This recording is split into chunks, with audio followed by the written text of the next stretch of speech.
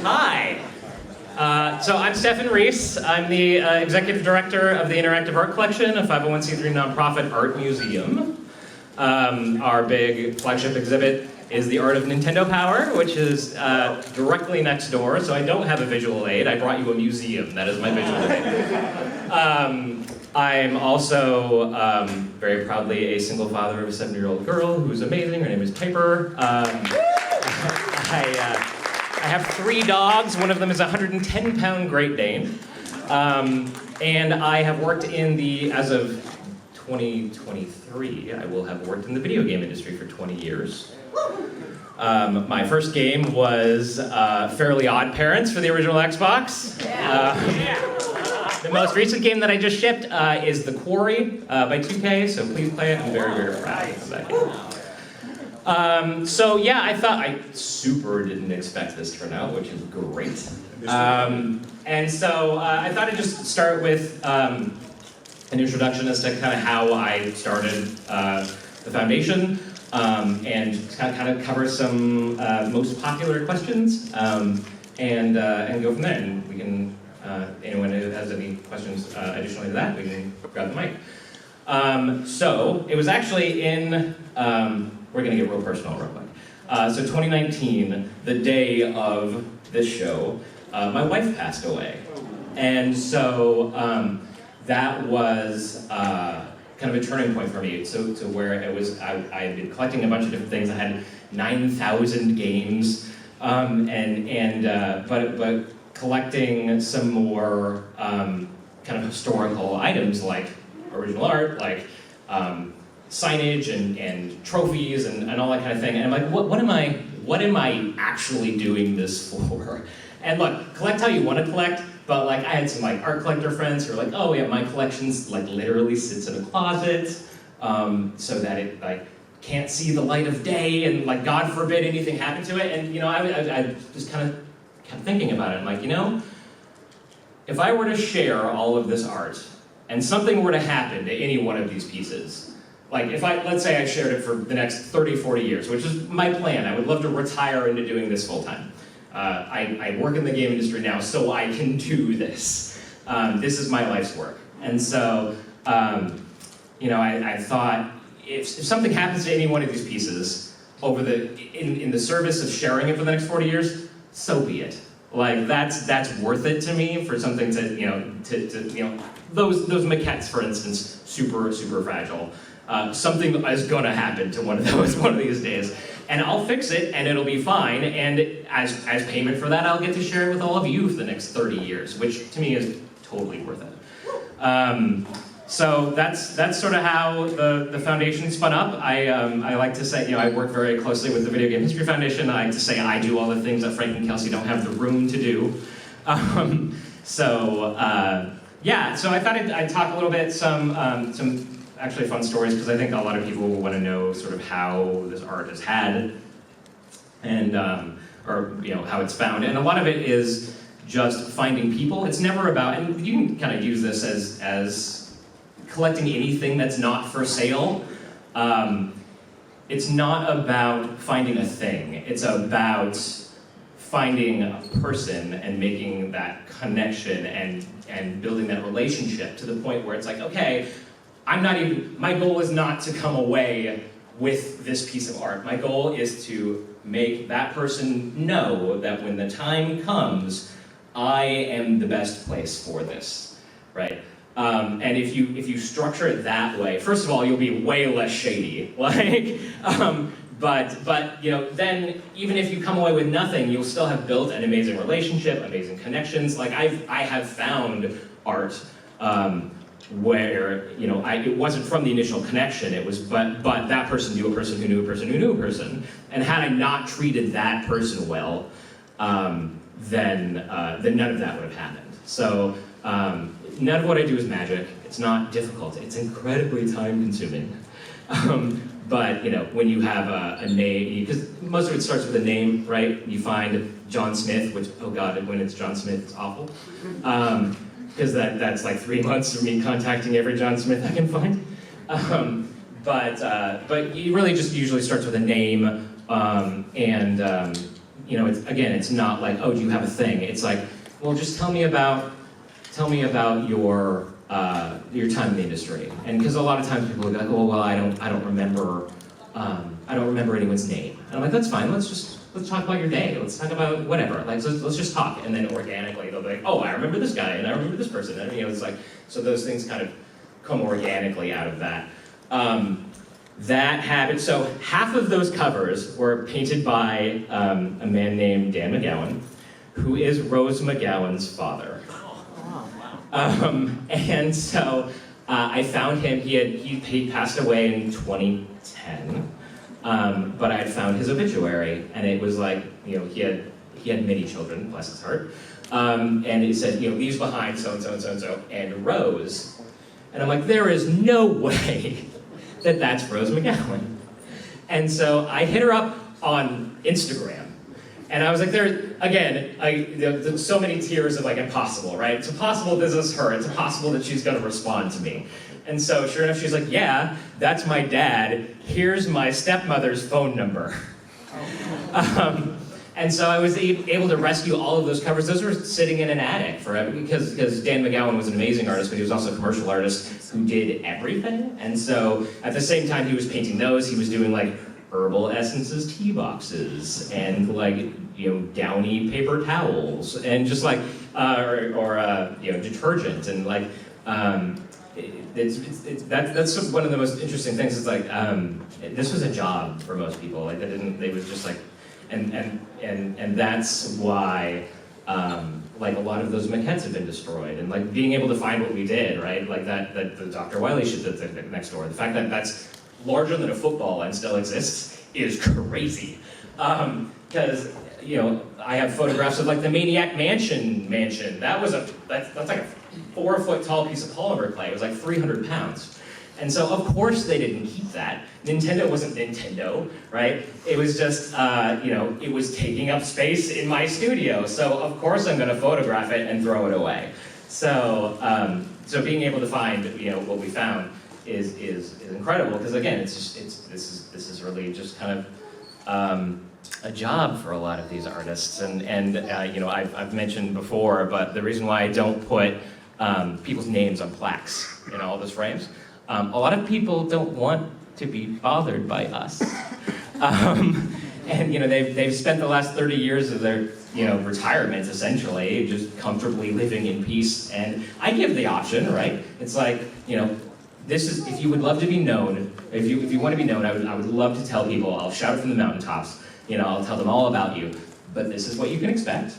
You know, a lot of people are going to blow up your inbox, right? Is that something you're interested in? And 9 times out of 10, the answer is no. So it's not, I think I have a lot of like younger artists who are sort of hungry to make it in the industry, who are like, how dare you not show, you know, how dare you not tell people the name of this artist? And, you know, and it's like, this is their choice. I don't, you know, if they want to be known, then by all means, but typically they don't. I'm just kind of rambling, I'm sorry. Story of the first cover. A lot of people want to know about issue number 1 and whether or not, because they see all the clay in the room and want to know the story of that first cover. It no longer exists, but this is what happened.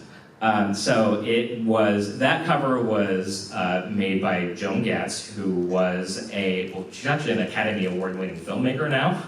But at the time, she was a sculptor for Will Vinton, that animation studio. So like California Raisins, all of the claymation in Moonwalker, that was that studio. So while those are made out of polymer clay, which is like a baked clay, that piece was made out of oil clay, which was stop motion clay. It never dries. And so it was in a fish tank in Gail Tilden's office, who's the editor-in-chief of the magazine. It was in a fish tank in her office. And you know, sometimes you'll like go away for the weekend, like with corporate jobs, you'll go away for the weekend and they'll move your office, they'll bring in a moving company and move your office, and you'll come back and your office will just be in a different place. They did that, and the moving company dropped the fish tank. And because it was oil clay, just the impact was enough to completely flatten it. So it didn't break. It's like it's a flat piece of clay. Sadly, you know, there's stories like that that it breaks my heart. And honestly, that's the kind of stuff that like keeps me up at night. You know, there's a voice in my head saying every minute that you're not finding something, it's being thrown in the garbage. Or like, you know, as much as people want to think, and this is just for all things, just general knowledge. Your children don't want your things. And if you're out there saying like, I'm collecting for my infant son, you're not, you're collecting for yourself, it's a lie. You know, and there certainly have been cases where Wendy Salvatore, she was the paste up artist for the magazine for the first like 90 issues. And when I say paste up, the way that those pages, the interior pages were made is someone was actually pasting them together with a glue stick. It was a literal paste up, and then they're photographed. So like all those Mega Man maps you see, that's someone taking a picture of the television and pasting it together by hand. And that's why if you look about every half an inch, you'll see Mega Man somewhere in the frame, because he has to be, because they were taking a photo of a television. And she had thousands of pages of these paste ups, and she showed them to her kids one day, about a year before I met her. She showed them to her kids one day, and she's like, isn't this great? This is what Mom did. This is, you know, this put braces on your teeth. And they're like, yeah, that's not, sure, great, Mom. And she recycled all of them. So that's what keeps me up at night. So yeah, your kids don't want any of your things. Sorry to be depressing about it, but that's true. What else can I tell you? I mean, I'm happy to take questions. I seriously was not prepared for this many people. I was like, yeah, like 5 people are gonna show up, and you know, I'll just kind of sit in the crowd, and we'll like whatever, ask me whatever you want, and then I'm like, oh, this is not gonna work for that at all. And certainly, I am going to be in the hall next door every waking moment that is not right now. So, and it's certainly easier to talk to a specific painting when I'm standing next to it. What other story do I have? Oh, yeah. What's one of your favorite pieces we can check out today? Love the Castlevania 4 oil painting. That's actually that's a fun story too, because the artist hates that painting. You know, people ask me like, oh, like how much does it cost to collect art? And it's like, well, it's kind of asking me like, how much does a car cost, right? There's like so many variables to it. That piece in particular, he hated it so much he charged me shipping. For those not familiar with the cover, it's Simon Belmont swinging through the darkness on a chain. And if you look, his left leg is really oddly shaped. It's very deformed. His arms are not the same length. He's lit by like 4 different angles. And that's because originally so the bottom half of him has been repainted.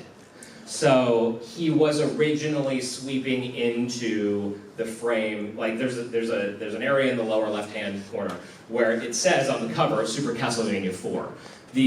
There was very little information given to the artist, and oftentimes it's the case, like the Secret of Mana dragon that looks nothing like Flammy. So he was sweeping into the frame this way, and Gail Tilden gave the feedback, well, that's where the text is going to go, you're going to have to repaint him. And so he did, in whatever way he possibly could to fit him into the frame, and so he kind of doesn't look very anatomically correct. So yeah, again, the artist hated him so much he charged me shipping. You know, that is kind of the case too, because going back to it's been 30 years. So even though like we're like, oh my God, this is amazing, a lot of these people are like, I'm not even the same person I was when I painted that. Like I've gone through 3 different art styles since then, like, and yeah, so a lot of this work, like going back to them not wanting to talk to people, like they don't want to like be reminded of, you know, a period of time in their life that was like, oh, I was a student, I just took this job because I needed the money, that kind of thing. Yeah, that's. Go ahead. So, sort of speaking of that, I've been curious, were the artists required to sort of source their own reference material, or was it provided, or did it sort of depend on the particular game they were doing, or? It depended on a lot of things. So the question was whether or not the artist had to source their own reference for the art. A lot of times the Nintendo would have said, hey, like, we'll send you like a pre-release copy of the game, or like we'll even like, you know, have someone record it on VHS and we'll send it to you. Do you have any interest in that? Most of the time, they didn't want to be bothered with that. They weren't gamers, they didn't really care. They were just like, I'm just doing, again, going back to the, this is just a job. They didn't care. So some of the stuff is a little bit off model. There's actually there's a Cyrax cover in there that was so off model they didn't use it. They used a screenshot. Like, that's got to be really off model if they're going to use a screenshot instead of your original art. Yeah, that was oftentimes up to the artist. Same thing with medium. The magazine really didn't dictate what the art was, because there was so much art, and there was like multiple ways you could be an artist. You could either work for Nintendo, you could be a freelancer with an ad agency, you could be an independent contractor. So there was a lot of different ways to become an artist in Nintendo Power Magazine. But and they were doing so much art, and it was so fast that they didn't really tell them, you know, give them guidelines for art direction, which is why, and the actual art, there were art directors on the magazine. And they would get mad at me for saying this. But the lack of art direction in the magazine gave it this really cohesive feel. Like, it made it feel like it was something me and my friends could have put together. I have a Spy vs. Spy piece that was drawn in crayon, and it got published. You turn the page and it's like a fine artist landscape, you know what I mean? Like, it's like, the quality of art ran so, the gamut ran so incredibly that lack of cohesion really made it feel cohesive. Yeah. Yes? Why didn't they just use the concept art? Why didn't they use the concept art? Most of the time it was because it was faster for them to draw it themselves. Even if they were going to use that same art. I have one piece that I think is actually from, so I have a Clay Fighter manual piece, it's not here, but it's Taffy throwing a punch. And that came from the manual for the game. That actual piece came from the manual from the game. But most of the time they would have someone redraw out of speed. So like that, all that, the Cell Mega Man art that's in there, that's not, it looks like the Japanese manual art. It is not. It is an American repaint of the Japanese manual art, because it was so much faster and safer for them to have someone locally repaint something than to have Capcom go, or for them to reach out to Capcom and say, hey, can you like mail us this art from Japan and maybe it'll get here in a month, or it'll just get lost at sea forever. Because again, there was no, like, very, very little happened digitally. Even like the Howard and Nestor stuff, I'm trying to figure out a way to display it properly for people. But I have a lot of faxes. It was faxes between the artist and the writer of Howard and Nestor, and they were just doing notes and revisions via fax, because that was like the best that they could do. Because again, this is like at a time that there weren't even like they couldn't do screenshots, taking pictures of the television, because there was no, they couldn't even do screenshots. So email was not a thing. Yeah. Yes. Do you have anything exciting to say about the Super Metroid comics that were in the 3 issues at one point? So the question is whether or not I have anything exciting to say about the Super Metroid comics. I know where it is. I know where all of those pages are. Also next to them is the Star Fox comic. Benimaru Itoy is the artist for both of those. He also did like an Earthbound manga. He was a lot of these artists, the kind of, especially with the Japanese artists, the difficulty is that they used really prolific artists. And so, like the Legend of Zelda: Link to the Past comic was done by Ishinomura, who created Super Sentai. So there's like an Ishinomura manga museum in Japan that has all that art, which, fine, I understand I can't have everything. It's fine. It's fine. But like, that breaks my heart particularly because that stuff was only published in the States. So it's sitting in Japan without like really, like that museum doesn't like bring it out very often because there's no appreciation for it because it was only an American publication. I mean, the art is beautiful, and we've been talking about it forever. And that's one of those things where I go back to just making sure that there's a plan, right? Mr. Toy is single, unmarried, no children, and is in his mid-80s. So like, I want to make sure that we've got a plan for that. And if it's me, great. If it's not, fine. But like, let's get a plan put together. But that's a very delicate thing, and especially when there's a language barrier.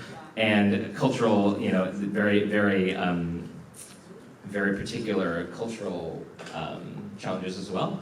So it's an ongoing process. I do have all of the art for the, they did a Metroid Prime comic.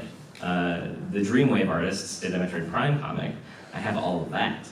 I will say, by the way, this is something that we're working on with the foundation, because Frank and Kelsey run the museum. But next year's the 35th anniversary of Nintendo Power. So I have ready to go, I have twice the number of frames that's in that room. And then I have another 200 pieces on top of that need to be framed, which is probably around $35,000 worth of framing. So that's slow going. But I would really love, and in 2019, for those of you who were here, I did the Gameplay Counselor exhibit. That was mine. And which is intrinsically linked to Nintendo Power, obviously. So like, I want to do everything next year. That's my goal. Don't quote me because we're working it out. But I would love to take over that whole room or as much of it as I can next year, and really just kind of go for broke on the display. But yeah, we're working on the Super Metroid stuff and working on the Starbucks stuff. So much of it is it's a very long game. Right, where sometimes you'll just kind of plant the seed and walk away, and you won't hear from someone for 5 years, and then a box will show up. That's how I got an NWC cartridge. So I had met again, doing the counselor exhibit, I've talked to a lot of gameplay counselors, and I talked to this guy, and he said, a lot of it is a box in the garage. You want the box in the garage. Like I've actually learned to, so like in corporate America, oftentimes you will clean out your desk on your last day, and you'll put it in a box, and you put it in the garage, and you will never look at that box again. I have 3 of those boxes myself for my own stuff. And so that's been like, when I'm talking to, and feel free to use this as a hot tip, when I'm talking to ex-employees of whatever company, I will ask about that box first. Like, do you have your last day box? And because that also, you get really interested in weird stuff like half-off coupons to restaurants that don't exist anymore. Or I have like 401k information from people, right? Which, from a context perspective, it's helpful from a historical perspective. So, where was I going with that? I had a point, but whatever. We'll get there. We'll get that there. Yes. You mentioned a bit about how it could take like 5 years. What's the longest, or I guess what's the hardest thing that you've ever had to get in terms of like time or resources spent? Probably 5 years. Actually, so that's what I was going to come back around to. So anyway, there was that guy. Thank you. There was that guy who had the box in the garage, and so he said, if I ever find it, give me your address. If I ever find it, I'll send it to you. The box in the garage. I don't know what's in the box in the garage. And so 5 years go by, a box shows up on my doorstep. Still have not talked to that guy again. And in that box was 13 prototypes and an NWC cartridge. I felt bad about that. So we ended up working it out where I was able to rehome that NWC cartridge he got the full amount, and then my commission was basically the rest of the contents of that box. Felt much better about that. But yeah, it's, 3 years or less, I usually feel like I'm doing pretty good on a thing. But again, like, it's not, most of the time, it's not like, hey, I know where this thing is, and in 3 years we'll talk more about it. It's more of like I have a box in the garage. Like, you'll find a person who has things and somewhere, and they will, they'll hit me up years after, and who knows what I'll get. Yeah? Alright, so when it comes to Nintendo Power covers, I'm mainly interested in like the fan art pages that you have in the issues. Oh, the envelope art. Yeah. Yeah, What my do favorite you stuff. think like some of those are now? You ready for a sad story? Because I know where most of those are. They're not where you want them to be. In 2010, keep me honest, people in the room, they bulldozed the Redmond building, the original Nintendo headquarters. And the story I am told was that there was they cleaned out whatever they wanted to clean out, and then there was a sort of a period of time where they were just like, whatever you want, just go in there and take it. In the call center, which is the counselors and the correspondence folks were the ones who picked most of those pieces of envelope art, and then they went up on the wall. The way that I got that art is someone ended up taking, as the wrecking balls were coming in, took a bunch of art off the wall, and then found me years later. It's no accident that I use Art of Nintendo Power as my exhibit name. It's very good SEO. If you Google Nintendo Power art, you will find me before you find Nintendo.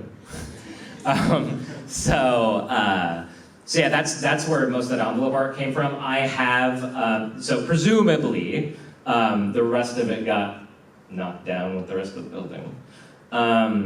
And considering that they were getting tens of thousands of submissions a week, that makes me real sad.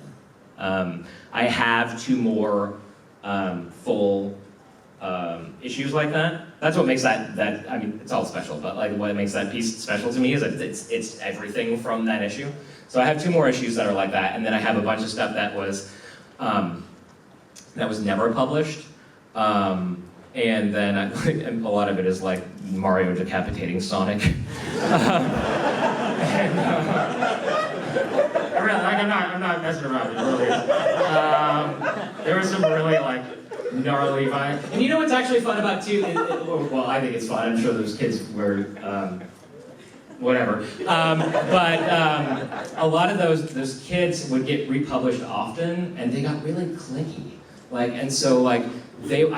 Because obviously having the envelopes, I have the letters that were in a lot of those envelopes, and it was like, you published that girl again for the 3rd time in 3 months, and just like, they got really, I'm like, you're 9 years old. They got real defensive about getting published, and like, I'm better than them or whatever, but it wasn't about that most of the time. It was, because if a 4-year-old drew an envelope, it's going to be taken into consideration versus someone who's like 20, and so like it wasn't just skill, but the envelope art honestly is it's all hard. It's not easy to find any of this stuff, but they never returned that art to children. Like with the commissioned art contractually, unless Nintendo paid extra to keep it, which they virtually never did, because again, it was about time and speed and cost, right? Doing this thing as cheaply as possible. They were contractually obligated to send all that work back to the artists, which is why 30 years later, I'm able to find so much of it. That's not the case with the envelope art at all. So it was just whatever that one person happened to find and take out of the building, that was what's left. I'll figure out how to bring the like Sonic decapitation stuff. That was pretty good.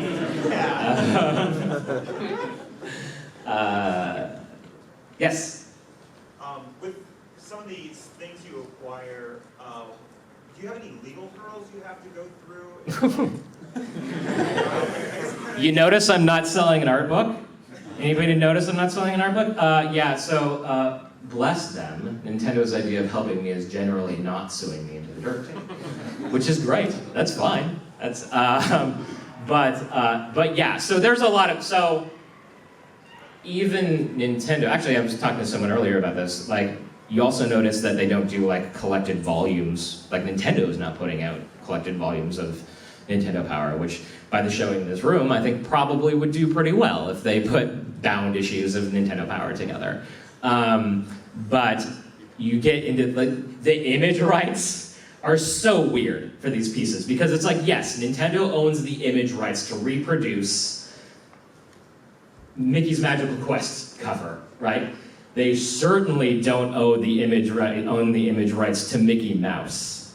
So to republish that, you would then be talking about a collaboration between two of the most litigious entities on the planet. So that's why, like, you know, I'll never sell the shirt. Sorry, I know you guys really want the shirt. Not for sale. And that's why I, you know, when I built the nonprofit, it's the interactive art collection, nothing to do with Nintendo, right? So steering clear of that, I don't sell anything. Again, I make no money doing this. I am only hemorrhaging money doing this. Please help me. But that's like that's the rules I have to play by, right? Like, it's worth it to me to bring this art to all of you, to not make anything off of it.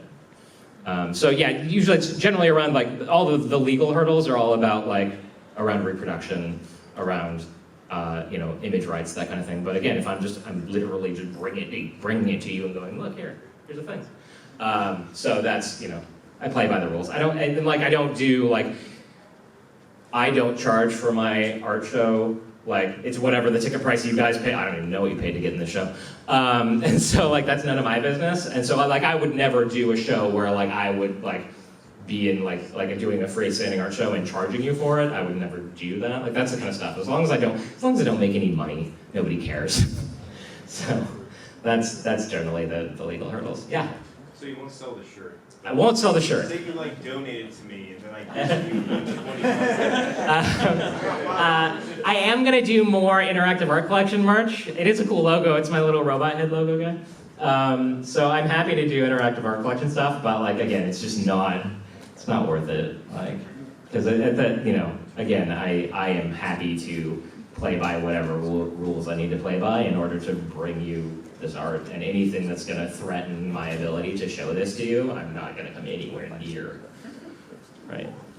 Mine wasn't really a question, but so my question to you is, kind of like how you worked with Nintendo before, do you feel differently about Nintendo now versus back then, like the paths they've taken?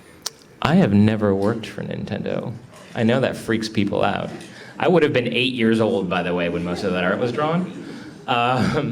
But yeah, I've worked around all over the game industry, never directly with Nintendo. When I was at Disney for 9 years, that was at a point where we were by volume, so this was the DS Wii generation, and it was by volume, we were the #1 publisher on Nintendo. Like, they sent us all Wiis because like we were just cranking them out. You know, I did 9 SKUs of Hannah Montana. I did every High School Musical game. My Moby Games is up to date if you guys wanted to see like what all the I almost said crappy Disney games. All of the Disney games that I did. Yeah, whatever. Put a roof over my kid's head. Oh my god. Yes. Are you aware of anyone in Japan doing something similar to this? Like what you're doing? No. Again, like, certainly not for Nintendo Power. Absolutely not for Nintendo Power. Because again, it was despite the fact that it was largely made in Japan for a really long time, it was never published in Japan. Tokuma Shoten was, so when they were decided to spin up the magazine, they were like, well, we really like the way that they're like Famitsu and all the Japanese publications are doing it. We really like that. Rather than like trying to recreate that ourselves, let's just have the people doing it do it. So they just brought on Tokuma Shoten, who was a significant manga publisher, which is that's how I get into these trouble where it's like, oh yeah, like, you know, I can't talk to Katsuya Terada who did like the Final Fantasy art, the Secret of Mana art, like the Legend of Zelda art, all that really iconic early Nintendo art. I literally can't talk to the guy. He's just too famous in Japan. But there is a little bit, like one of the challenges being, and that's why like I'm trying to build a lot of, not like advertising, but like be able to, like I'm doing a lot of like videos with like Japanese translation over them, you know, that kind of thing, so I can like, sort of easily show people what I'm doing, because that happens with American artists too. Like when I had like 3 pieces of art and I was like, can I have your art? Like that was a very difficult conversation versus like being able to be like, hey, look, I'm a museum, and this is, you know, showing it to people, show not tell. I think one of the issues I'm also managing or running into with Japanese artists is that there was, especially for, I can't, obviously all the stuff that I'm trying to get is 30 years plus old, so I can't really speak to like current Japanese culture or current Japanese artists, but artists of the time have this feeling of, this is Japanese art, it's for the Japanese, we're gonna keep it in Japan. And so that's why my Super Metroid conversation is a 3-year conversation and running. And so it's a very guarded community in Japan. So certainly I don't know anyone doing this for the magazine, because it didn't exist in Japan. But like that actually might even be a question for Frank and Kelsey now that I'm thinking about it. Just like history foundations in Japan, like at large, like I don't know. Yes. Is there a particular one that got away, a piece of something that you were looking forward to, thought you had found, were eager to find it, then just like it eludes you to this day? Or... all that Wendy Salvatore stuff broke my heart. Thankfully, most of the time, it's more of a case of like someone's not ready to let it go, or it's like, you know, again, it is what it is. It's been 30 years. I'm dealing with estates often too with a lot of these artists, right? And so like sometimes, like for instance, Dan McGowan's family has the Link's Awakening cover. It's with the owl on the sword, the gold cover, the issue 50 cover. I want it real bad. They also have the Empire Strikes Back cover with Yoda on it. I want it real bad. But I'm also not like, and you know, I'm not passing judgment on other people, other collectors, right? But ethically, I am not willing to be like, hey, give me your dead dad stuff, right? That's just not. And like one of his nephews has the owl and the sword like tattooed on his body, right? Really likes that art. So that conversation is, I want it real bad. But when the time comes, you know, if that time is never, if that stays in the family forever, fine. If the time comes, I am the best home for it. And you just kind of have to leave it at that. But yeah, that makes me cry. There's a couple things that I know where they are, and it's in the hands of other private collectors, which most of the time, as you imagine, like a lot of this is sweat equity. Like the value is not what I paid for it, right? Like you know, because especially as a museum, I can leverage like, look, I care about your legacy, right? Like people who care about their legacy, care about their work being shared, caring about you, like tends to not charge me an arm and a leg. Surprise, surprise. Once it's in a collector's hands, that's very different. Then it's, oh, I would like $250,000 for this cover, please. And I'm like, I've never paid over $5,000 for a cover. And so, but so like the map cover for the Link to the Past strategy guide, know where that is in a collector's hands. Makes me cry. The Super Metroid, so I have the Super Metroid strategy guide cover. There was also an issue cover of Samus, that was drawn by the same artist who did the cover for the game. Know where that is. I can't have it. Makes me cry. So there's much less of like less of a one that got away and more of just like oh, I didn't like get to that in time. Someone got to it first, or it's on some indiscriminate timeline where it may come to me someday, or it may not, and that's fine. Yeah. How do you balance your game development career with collecting and presenting it? The question was, how do I balance my game development career and my collecting? I've been in the game industry for 20 years, and like I'm not like, do you know who I am? But like at the same time, it's like if you do anything for 20 years, you better be able to like work for the people you want to work for. You better be able to, you know, do what you want to do. Otherwise, like, sorry, but like you might not be that great at what you do. So thankfully, I am able to work for organizations where I say, for instance, I'm currently employed by Bungie. When that conversation started, I was like, look, again, this is my life's work. I do this job so I can do that job. So if it's going to be a problem, you need to tell me right now. And that's fine, totally good, right? There have been times where I've had conversations that are like, we're not really comfortable with you moonlighting like that. Okay, I'll just go find someone who is fine with that. And Bungie was totally supportive. In fact, they've monetarily donated to the foundation. So, which is great.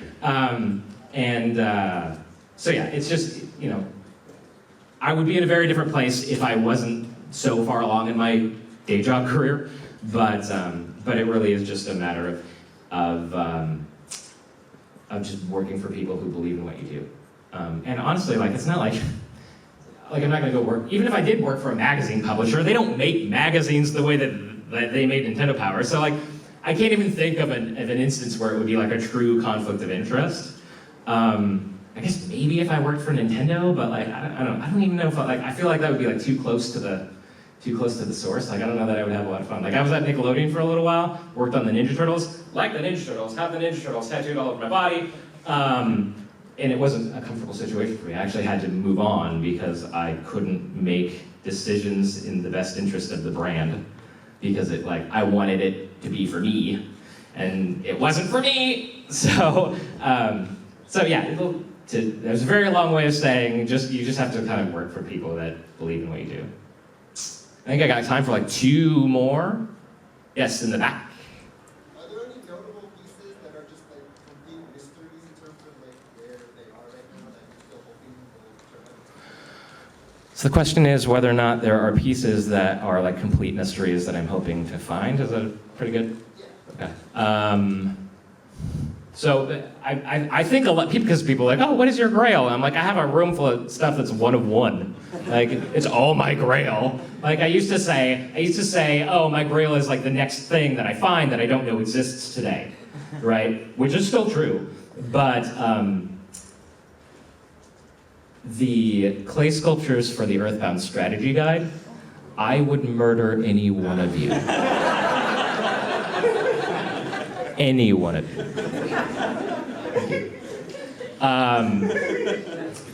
So yeah, there would be that. I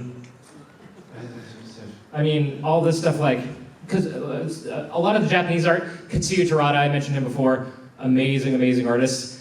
Presumably, he has a lot of his work, but he's not talking to anybody. So I don't know for sure, but so all of his work, and like my lofty dream is to have at least one example of every artist who touched the magazine. I don't need everything. We've talked about that. I can't have everything, but I would love to have a piece from every one person. So that's really sort of probably my real grail is either having every piece for an issue, which actually I'm actually pretty close to on issue 44. It's the Mickey's Magical Quest cover. I have a lot of that work, and like a lot of that Mega Man work is from that issue. But I would love to have just one piece of everything. I think I see 15 seconds left, so I think we're probably good. I am in the museum all day. I guess I'm signing. I don't know. Like, am I signing? Does anyone know if I'm signing? There's like a Blockbuster room, like through there, that they do signings, but. Okay, cool. Then I'm signing directly after this. And then again, I'm in the museum the rest of the time. Thank you for making me feel like it was worth the 16-hour drive. This is intense. Before you all run away, can I just take a quick picture?